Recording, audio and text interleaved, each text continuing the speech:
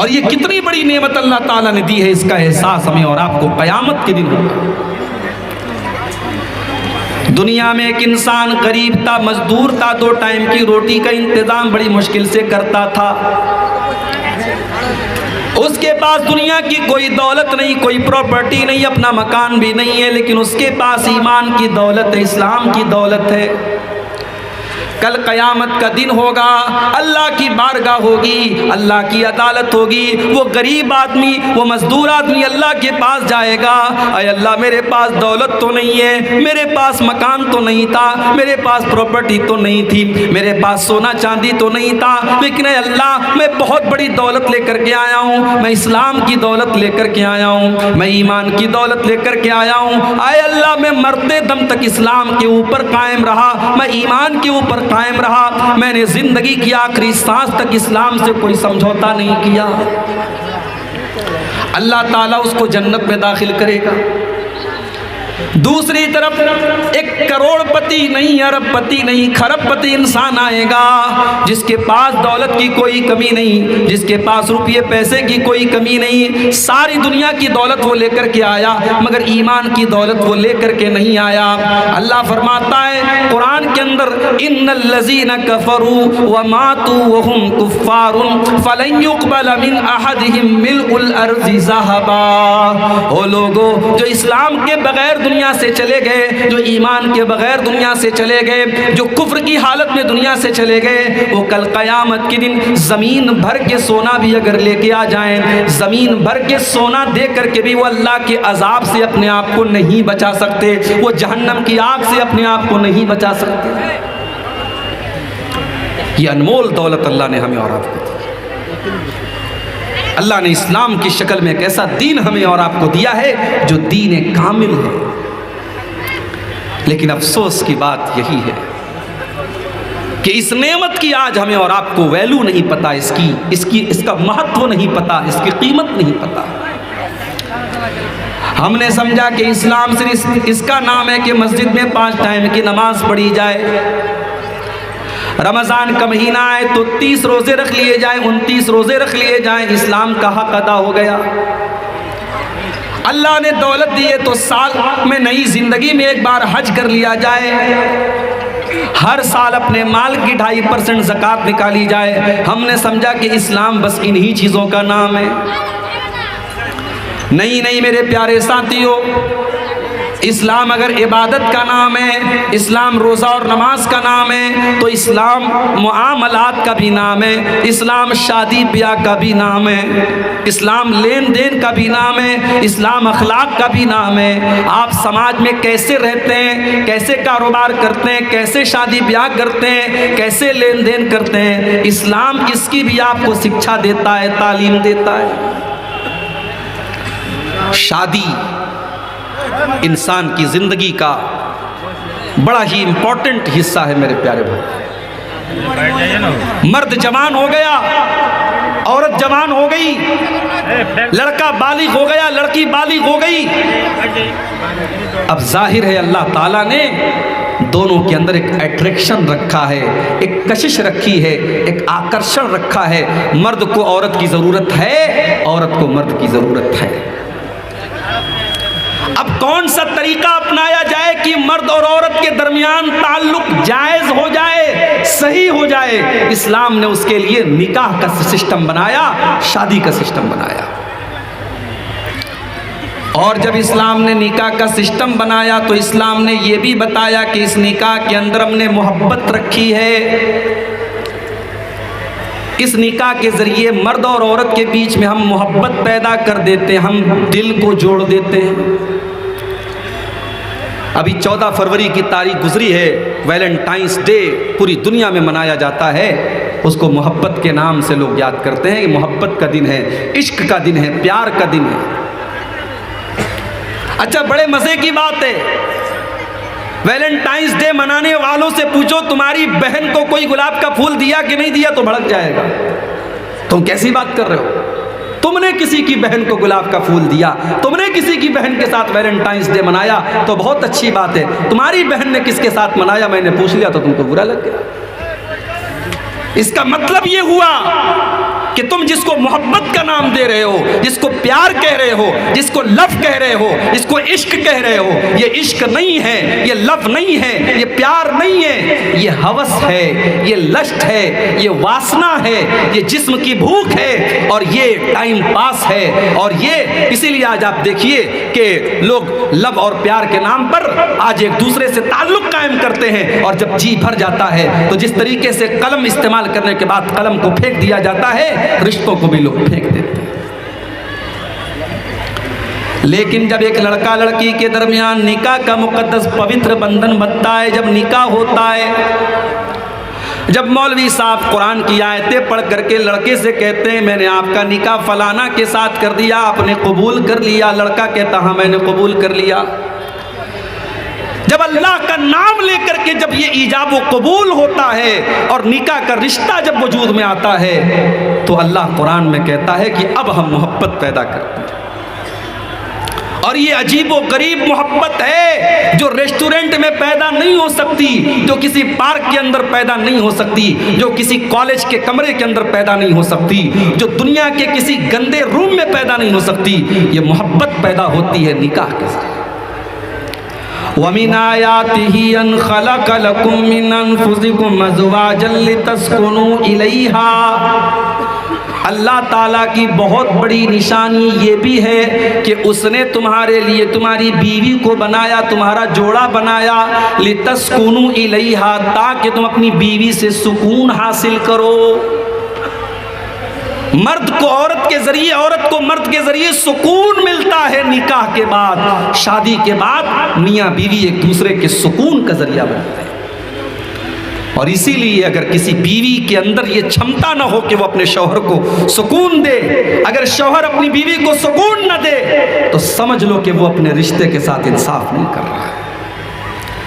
अगर मर्द घर में आता है, औरत अपने शौहर के लिए न तो सजती है, न संवरती है, न मेकअप करती है, न शौहर का दिल लुभाती है, न शौहर से प्यार से बातें करती हैं, तो वो औरत ये समझ ले कि वो अपने शौहर को गलत रास्ते पर ले जाने पर उकसा रही है, वो अपने शौहर को अपने आप से दूर कर रही है।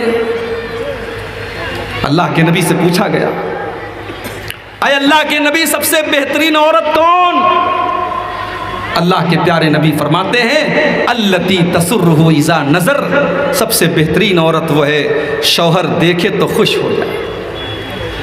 शौहर बाहर से जब घर में आए, टेंशन लेकर के आए, तकलीफ लेकर के आए, परेशानी लेकर के आए, और बीवी का खूबसूरत चेहरा, मुस्कुराता हुआ चेहरा और बीवी की मीठी मीठी बातें सुन करके उसकी टेंशन दूर हो जाए, उसका गम हल्का हो जाए, उसकी परेशानी दूर हो जाए, ये एक बेहतरीन और एक आइडियल बीवी की निशानी है मेरे प्यारे साथी।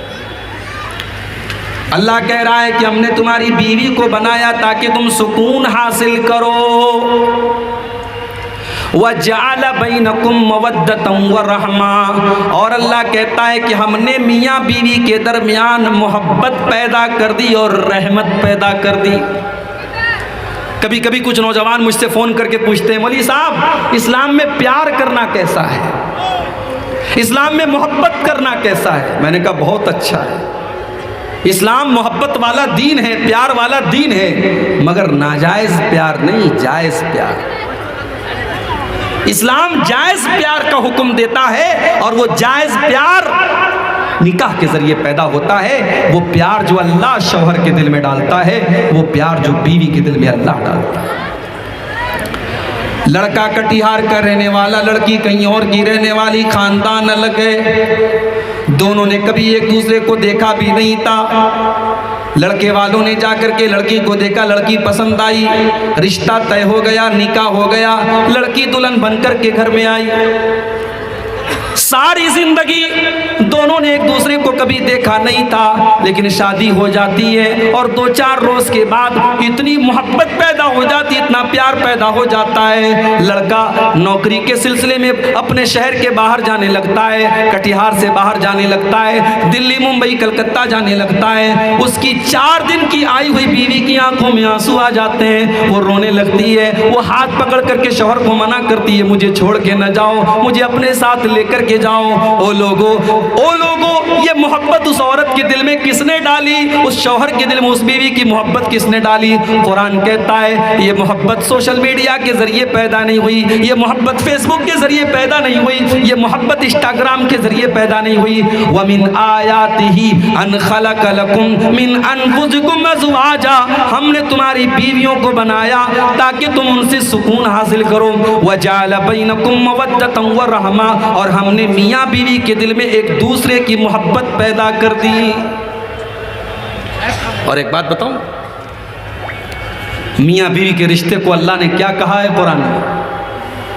हुन्ना लिबासुल लकुम व अंतुम लिबासुल लहुन्ना, मर्द अपनी औरत के लिए लिबास है और औरत अपने मर्द के लिए लिबास है। लिबास का मतलब समझते हैं? मैं ब्लेजर पहन के बैठा हूं आपके सामने, क्यों साहब? मैं टी शर्ट पहन के क्यों नहीं आया? क्योंकि मुझे पता है कि मुझे ब्लेजर अच्छी लगती है। हमारे बहुत सारे नौजवान टी शर्ट पहनते हैं, उनको ये लगता है कि साहब हमारे ऊपर टी शर्ट अच्छी लगती है। औरतों को देखिए कितना पैसा खर्च करती हैं अपने कपड़े के ऊपर। कपड़ा और लिबास इंसान को जीनत देता है, इंसान को सजाता है, इंसान को खूबसूरत बनाता है। अल्लाह फरमा रहा है कि हुन्ना लिबासुल लकुम व अंतुम लिबासुल लहुन्ना, पति अपनी पत्नी के लिए लिबास है, पत्नी अपने पति के लिए लिबास है, यानी दोनों एक दूसरे के लिए जीनत हैं, एक दूसरे की खूबसूरती है। अगर मर्द की ज़िंदगी से औरत को निकाल दिया जाए, अगर औरत की ज़िंदगी से उसके शौहर को निकाल दिया जाए, उनकी रंगीन ज़िंदगी ब्लैक एंड वाइट हो जाएगी, उनकी ज़िंदगी से खूबसूरती ख़त्म हो जाएगी। और लिबास का एक काम और भी है। गर्मी का मौसम आया, कॉटन का कपड़ा पहन लिया। सर्दी का मौसम आया, हमने ऊनी कपड़ा पहन लिया। बरसात का मौसम आया, हम रेन कोट पहन करके निकल गए। लिबास हमें और आपको मौसम के नुकसान से बचाता है। गर्मी में गर्मी से बचाता है, सर्दी में ठंडक से बचाता है, बारिश में बारिश से बचाता है। अब जरा कुरान की इस आयत पर गौर करो। अल्लाह कह रहा है हुन्ना लिबासुल लकुम व अंतुम लिबासुल लहुन्ना, तुम्हारी बीवी तुम्हारे लिए लिबास है, वो तुमको ज़िनाकारी के खराबियों से बचाती है। तुम्हारे पास जब बीवी रहेगी, तुम्हारी शर्मगाह का गलत इस्तेमाल नहीं होगा, तुम्हारी आंखें नहीं बहकेंगी, तुम गलत रास्ते की तरफ नहीं जाओगे। और अगर शादी करने के बाद भी तुम्हारी शर्मगाह गलत रास्ते पर जा रही है और तुम्हारी नजरें गलत रास्ते पर जा रही है, तो तुम डबल मुजरिम हो, क्योंकि तुम्हारे पास हलाल रास्ता मौजूद था। इसलिए इस्लाम ये कहता है अगर शादीशुदा मर्द या शादीशुदा औरत अगर ज़िना करती है और किसी गैर के साथ ताल्लुक़ कायम करती है, तो शादीशुदा मर्द और शादीशुदा औरत को सजाए मौत दे दी जाएगी, उसको पत्थरों से मार मार के ख़त्म कर दिया जाएगा, क्योंकि वो मुजरिम नहीं है, वो डबल मुजरिम है। उसके पास तो अपनी ख्वाहिश को पूरा करने के लिए हलाल रास्ता मौजूद है। हुन्ना लिबासुल लकुम, औरतें अपने शौहर के लिए लिबास हैं और शौहर अपनी बीवी के लिए लिबास है। अच्छा, लिबास का एक काम और भी है। यहां जितने लोग बैठे हैं सबके बदन पे कपड़ा है। कोई लुंगी पहने हुए है, कोई पाजामा पहने हुए है, कोई पैंट पहने हुए है, लेकिन सबके बदन पे कपड़ा है।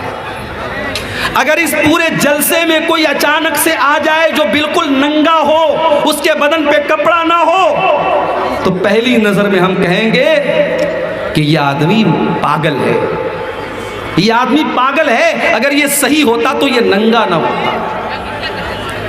एक अक्लमंद इंसान जिसका दिमाग सही तरीके से काम कर रहा हो, ऐसा नहीं हो सकता कि वो नंगा घूमेगा, क्योंकि लिबास हमारी सतरपोशी करता है, हमारी शर्मगाह को ढांपता है, हमारी इज्जत पर पर्दा डालता है।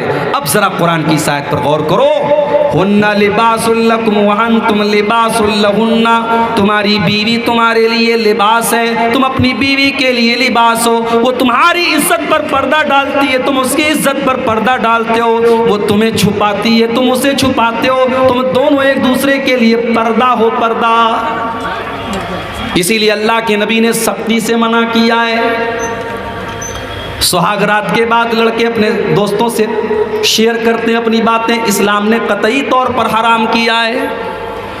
बेडरूम के अंदर मियाँ बीवी के दरमियान जो बातें हो रही हैं, जो मोहब्बत हो रही है, वो मियाँ बीवी के दरमियान का एक राज है, एक सीक्रेट है। उस सीक्रेट को आपको किसी के सामने जाहिर नहीं करना है। खबरदार खबरदार, कोई औरत अपनी सहेलियों को न बताए, कोई मर्द अपने दोस्तों को न बताए। अल्लाह के नबी ने मना किया है। क्यों मना किया है? फरमाया हुन्ना लिबासुल लकुम व अंतुम लिबासुल लहुन्ना, तुम दोनों एक दूसरे का लिबास हो। और लिबास का काम तो पर्दा डालना होता है, लिबास का काम बेपर्दा करना नहीं होता। अल्लाह अकबर। ये मोहब्बत है जो निकाह के जरिए पैदा होती है मेरे भाई। इसीलिए इस्लाम ने निकाह करने का हुक्म दिया और निकाह को आसान बनाने का भी हुक्म दिया। अल्लाह के नबी फरमाते खैरुन निकाही ऐसरुहु, सबसे ज़्यादा बरकत वाला निकाह वो है जिसके अंदर सबसे कम खर्च किया जाए, सबसे आसानी के साथ निकाह हो जाए। इसीलिए अल्लाह के नबी ने निकाह को आसान करते हुए फरमाया इज़ा खतबा, जब तुम्हारे लड़का या लड़की के लिए इज़ा खतब इलैकुम मिम्मन तरज़ौना दीनहु व खुल्क़हु, जब तुम्हारे लड़का या लड़की के लिए कोई अच्छा रिश्ता आ जाए, दीनदार घर का रिश्ता आ जाए, अच्छे अखलाक वाले घर का रिश्ता आ जाए, फ़ज़व्विजुहु, तो तुम अपनी लड़की की शादी कर दो, तुम अपने लड़के की शादी कर दो।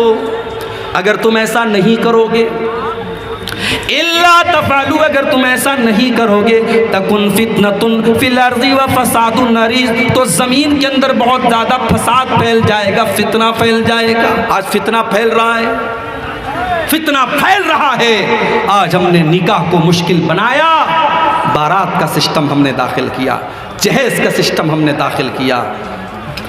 लाखों रुपये का वलीमा होगा तब निकाह होगा, बारात 200 लोगों की बारात जाएगी तब निकाह होगा, 2 व्हीलर और 4 व्हीलर मिलेगी तब निकाह होगा। हमने जब निकाह को इन रस्मों के जरिए बोझल बनाया, नतीजा ये निकला आज निकाह मुश्किल हो रहा है और ज़िना आसान।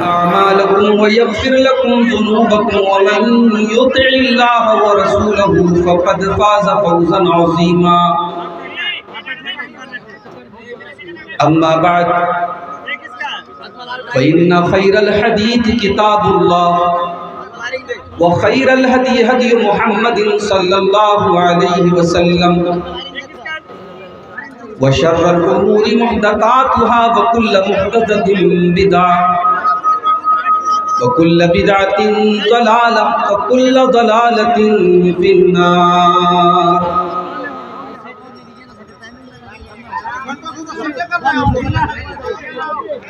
अऊज़ु बिल्लाहि मिनश शैतानिर रजीम।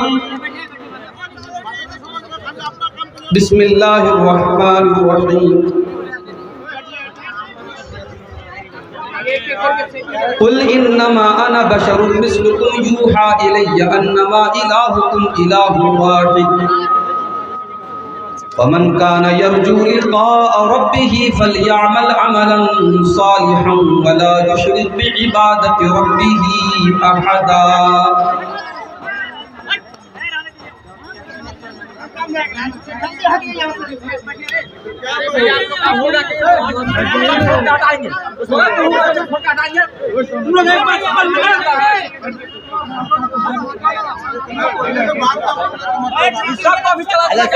आप बैठ गया है, लोग बैठ गया, आप लोग सुने जाइए।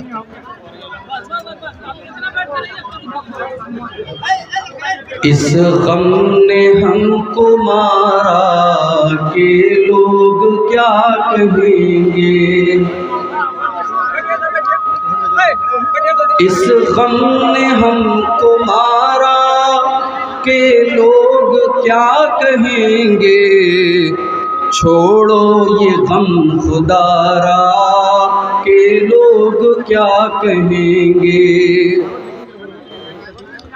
आसान दीन हमको तब तक लगेगा मुश्किल, आसान दीन हमको तब तक लगेगा मुश्किल, जब तक लगेगा नारा के लोग क्या कहेंगे, जब तक लगेगा नारा के लोग क्या कहेंगे।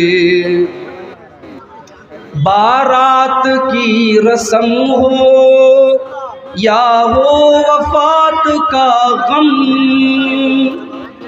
बारात की रस्म हो या हो वफात का गम,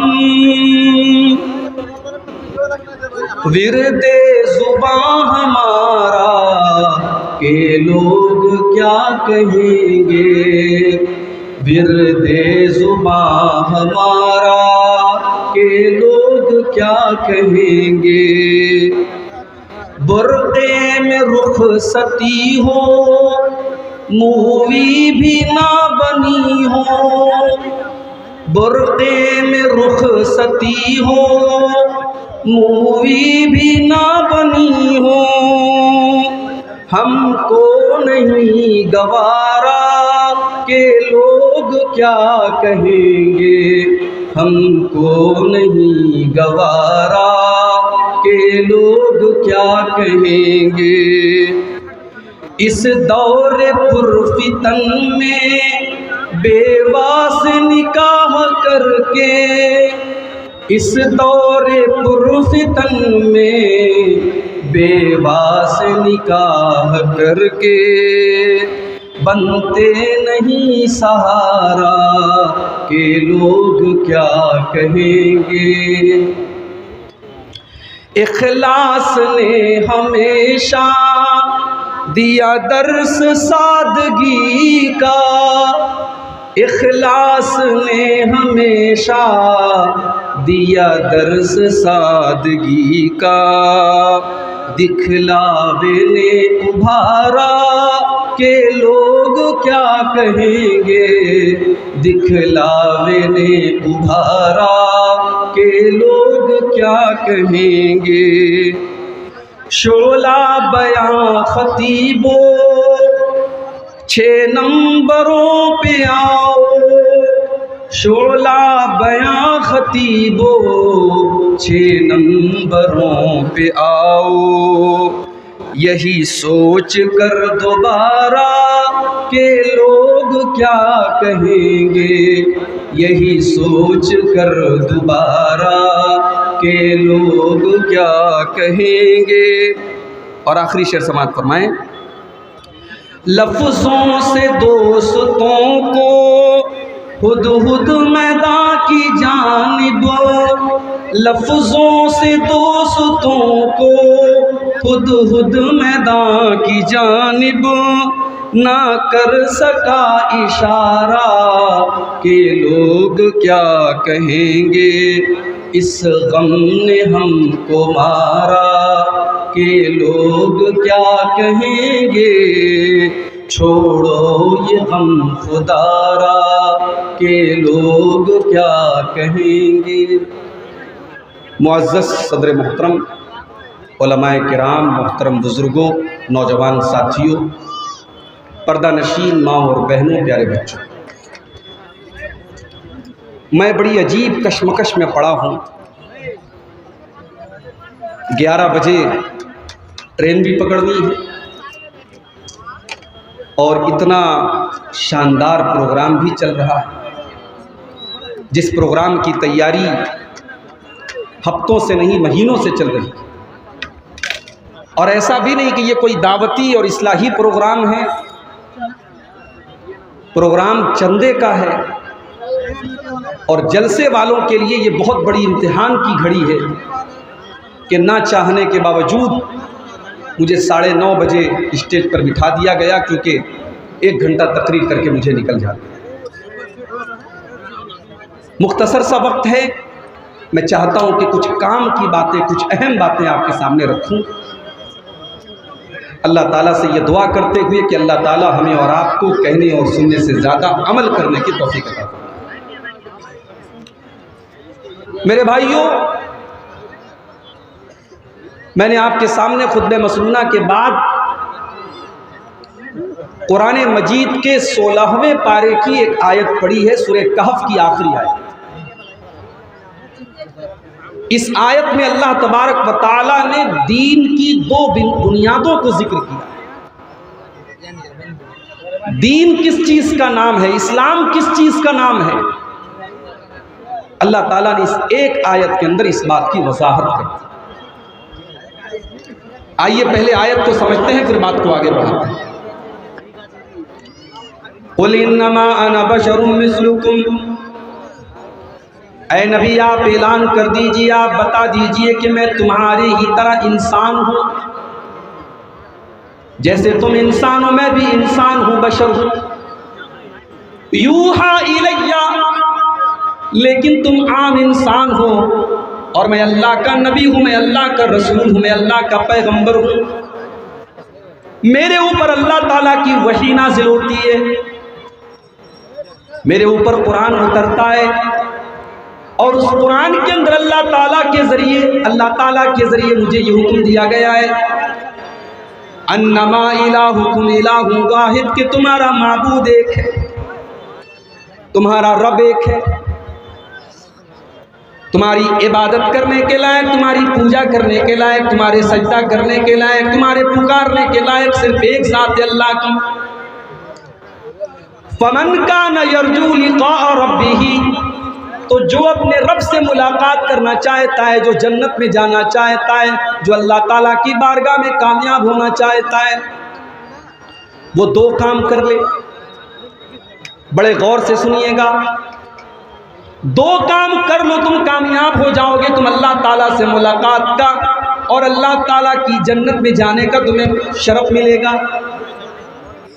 कौन सा दो काम करना है?